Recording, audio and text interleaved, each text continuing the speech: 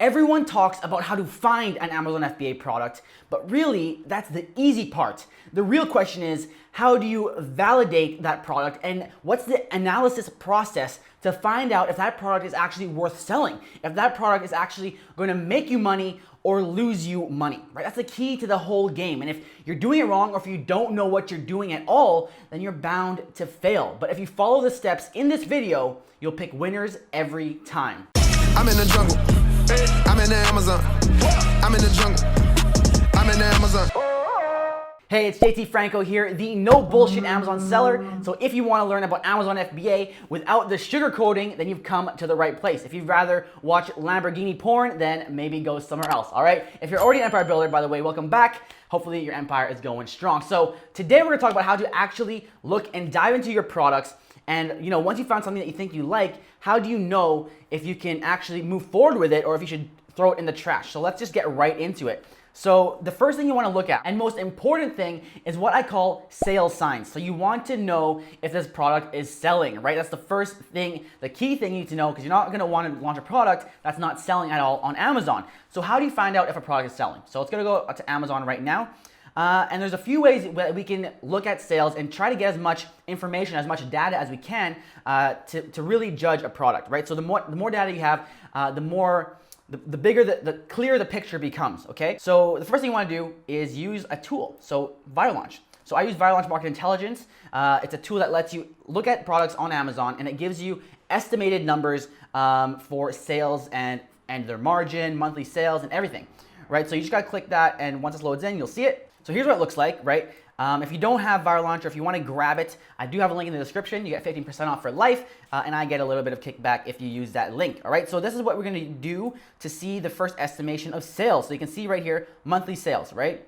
2,586, 654, 954. But the thing about ViralLaunch is that it's an estimate. So this is a nice way to get a snapshot and kind of see a general bird's eye view of a market. And that's the first thing you're gonna do to see the sales signs. So now once you've seen this and you're kind of comparing the sales to the reviews to kind of judge sales and competition, which we're gonna talk about later, then you'll say, okay, maybe this is a product I want to look at, right? So the next thing you're gonna do is use the BSR, okay? So the BSR is the best seller rank. Now this is Amazon's actual ranking that's giving this product based on a given point in time. So it's a snapshot of the product, okay? So the BSR is based on the category.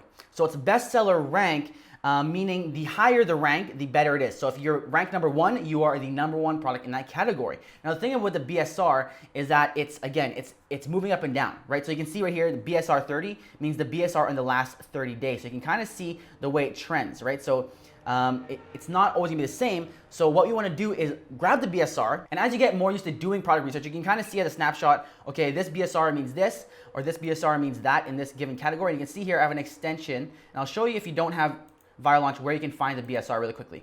Okay, so if you want, you can grab this extension. It's totally free. It's called DS Amazon Quick View for Chrome, and you can see the BSR right here. It'll show you. But if you don't have that, or if you don't want to grab it for whatever reason, you can just click into a product and just scroll down, and right here you'll see bestseller rank, and it'll tell you what category it is in. Okay, and I'll just show you another cool tool which is totally free to the website. You go to the Jungle Scout free estimator, and then you can grab the BSR for this product, which is 6,166 in toys and games, right? And you can go to Jungle Scout Estimator, and what you can actually do is just enter this into the website. So 6,166, right, in United States market in toys and games. And then we'll compare this, okay? So when you do that, calculate sales, and there you go. You have the estimated number of sales per month, so 630. So now what we're actually gonna do is look at this. Okay, that's great. We got an estimate of the sales per month as of the BSR right now. But what we wanna see is how does this product actually sell throughout the year? So let's go ahead and grab this ASIN here. So the ASIN is the identifier that Amazon gives a product. So you can find it in the URL. It starts with a B0, right? It's after the DP/, and you just copy that. And you go to a website called camelcamel.com. Okay, you go to camelcamel.com and you just enter your the ASIN there and press search. Okay, now it's gonna pull up this product. And then you can see the history. So this is a newer product. It doesn't have enough data to actually show the sales history or the price history. right? So let's go ahead and grab another one. All right, so Camel is having some issues, but the nice thing is if you do get the viral launch extension, they have the same thing here. So you can see the BSR history here. So you're just gonna click on this, and then you can see here what happens is you can see the consistency of a product, right? You can see if it's seasonal, you can see maybe it's a Valentine's Day gift, maybe it's really giftable in a certain month, or maybe it sales totally drop off in a month. And you'll notice here with this beach ball, November, December, sales dropped, right? So now this BSR can either mean sales dropped, or maybe sales slowed down. Maybe they ran out of stock, or they were running out of stock and then they raised their prices, right? So you can kind of look here. And that's the thing about Camel is that they have the price history too, so you can see the history of the pricing. But you can see December, I'm assuming because it's Christmas, it goes away, right? Same thing here, December here. We can keep on checking other products or other listings. And then it's the same kind of trend, right? Winter months, the beach ball sales slow down. So that's another way you're gonna look at tracking pricing and looking at the history of sales, right? So the next thing we're gonna do here is use something called the I-99 track method. Now this got a little hard because some people are now putting, I'll show you first what it is before I explain this, okay? So I-99 track method is you add a product to your cart, and this is the only way to get real 100% accurate sales metrics from Amazon.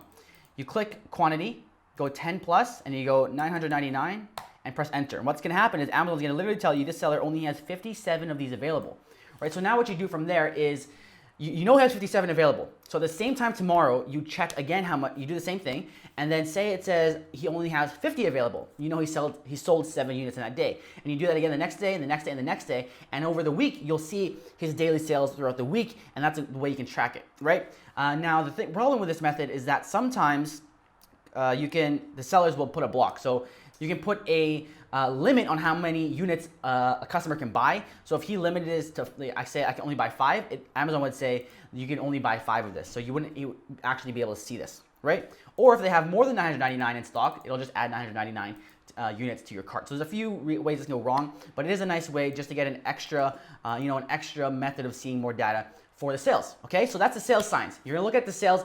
How consistent are the sales, right? How many sales are they making per month? And then how does that look over the year, okay? So that's sales signs. The next thing we're gonna talk about is the opportunity balance. So the opportunity balance is the balance of the marketplace. So you've heard probably look for high demand and low competition, right? Now there's degrees to that. So for example, say there's a market and it's a large market, there's a lot of sellers there, but there's also a lot of demand, right? So that can be an opportunity because now, since there might be a lot of sellers, but there's so much demand that there's a lot to go around, right?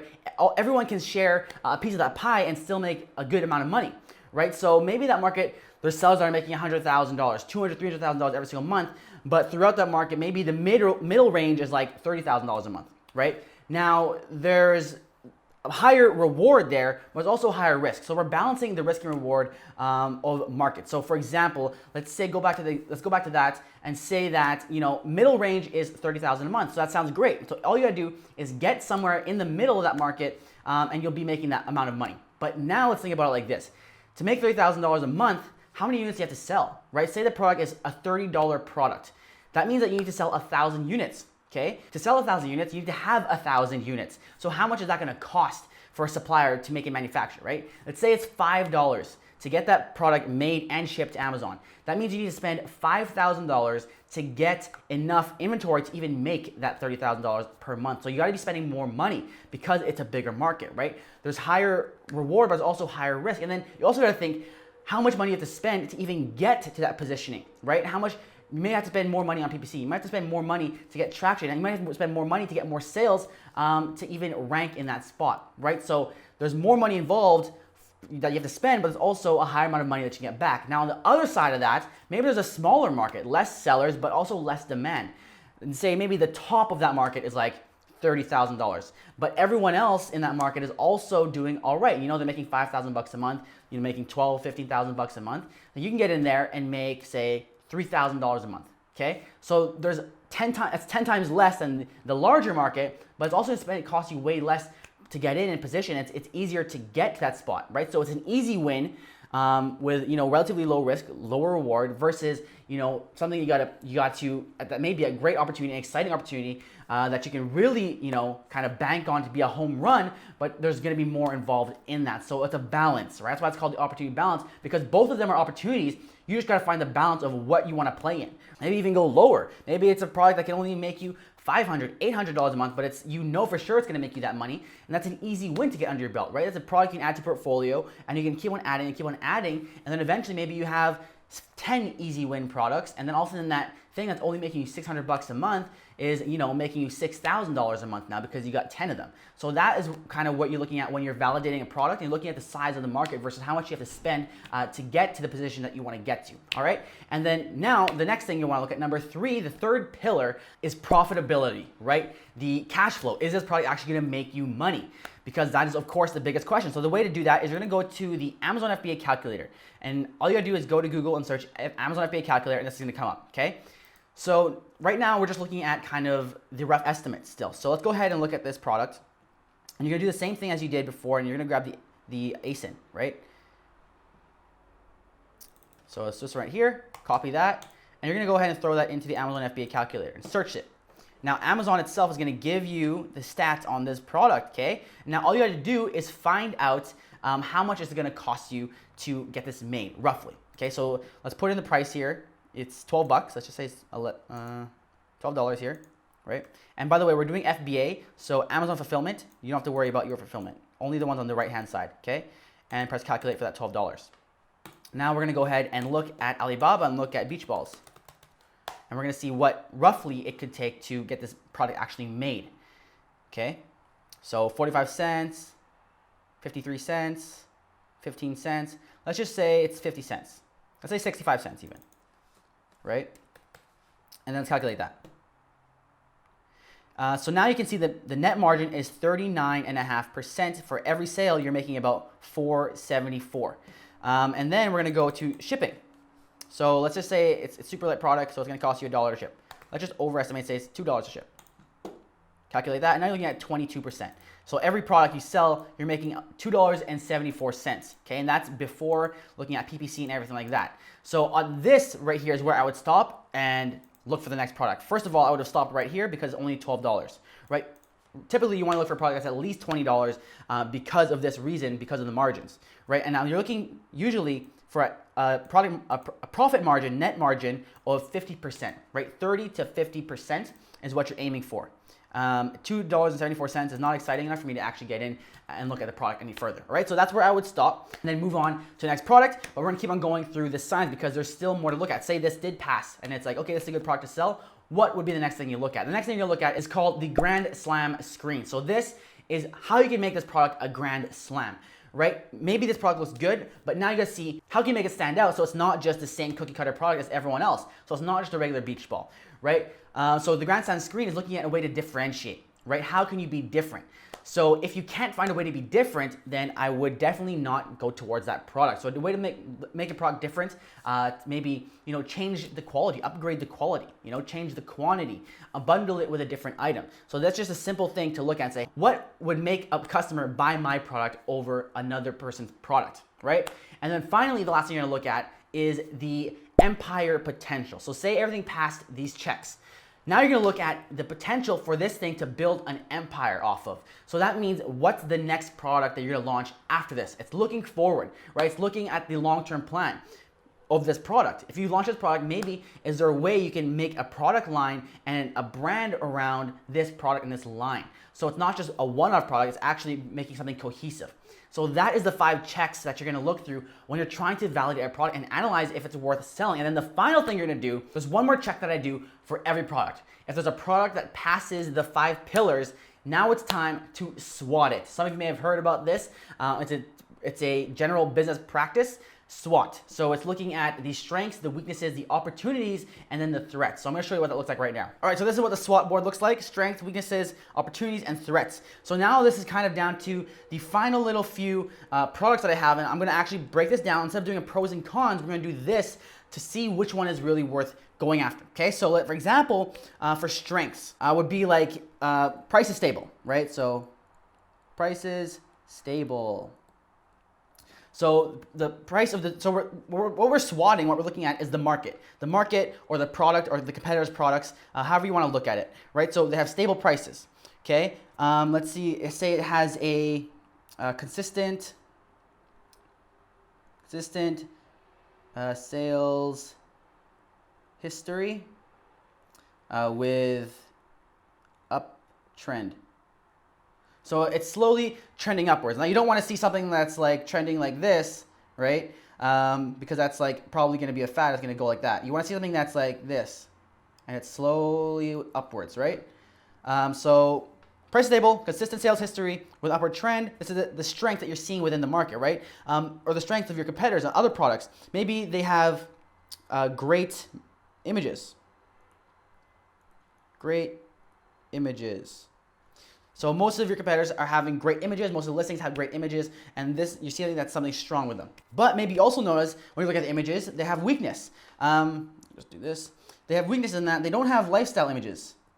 No lifestyle images. Right, so they don't have pictures showing people using the product, being happy with the product, how this product would actually sit or look inside their house or wherever they're using it, so they can envision themselves with this product. Right, maybe they have bad bullet points. Bullet points. So the bullet points aren't optimized, right? They don't call attention to it. They don't share the features, or they don't share the benefits that the end user would get, the customer would get from using the product. So this is a weakness that you're seeing in the market, right? And this is for the majority of listings. All right, so now we're looking at some of the opportunities that you spotted in the market. So maybe you notice that none of the other sellers are running PPC. So they're not utilizing Amazon's pay-per-click, and this is an opportunity for you to do that and capitalize on that, right? So that's the type of thing that would be an opportunity. Maybe they're not bundling. Not bundling with an obvious bundle. So not just because a product isn't being bundled doesn't mean it's an opportunity. But if you see an opportunity in that you found a bundle that maybe will work, you think is going to work, then that could be an opportunity for you to stick out and stand out, right? Maybe there's listings that have negative reviews. Reviews with easy fix. Right, so maybe you notice you're reading the reviews of your competitors or the people, other sellers in this market, and you're seeing that there's a lot of negative reviews for something that you think that you can fix relatively easily, right? So if there's a lot of negative reviews for a certain problem and you can fix that, and then you can put that fix in your bullet points, right? Go back to the weaknesses and really kill it there. Then that is a big opportunity for you to be better, right? And then we're gonna look at the threats. So some of the threats might be related to those negative reviews, right? Maybe that this product is fragile. So that's a threat to you being able to succeed if it's fragile, and there might be a few more leaps and hoops that you need to jump through to make sure that your item doesn't break, right? Maybe theirs are breaking, but you need to be able to talk to suppliers and try to figure out, maybe you can wrap it differently. Maybe there's a few different materials you can use to ensure that this isn't happening. Maybe it's breaking once they're using it, right? So it's not very durable. Maybe you can increase the durability of the product. Another threat would be maybe there's a lot of bad reviews. So lots of listings, lots of 3-star listings. So this is also this could be an opportunity, but it could be a threat if there's a reason that a lot of these listings are 3 stars and it's not something that you can fix. So for whatever reason, maybe it's just a product that people will have a different opinion no matter what. Or maybe it's a product it's difficult to fix, or maybe there's a way to fix it, but it's just too expensive to do that. So a lot of sellers are cheaping out. So that could be a threat to your success. So this is how I go down, and this is just stuff I just came up with, top of my head. But this is where I really sit down and really think about, okay, now I have 3 products, right? I went through the sales signs, the opportunity balance, the Empire screen, Empire potential, the Grand Slam screen, and the profitability. And now I have the 3 products that I have lined up. Now I'll do this SWOT little thing really quickly. And it's like, instead of doing a pros and cons, you get a bigger overall picture to really validate and really dig down to analyze, okay, this is something you're looking at long term, right? So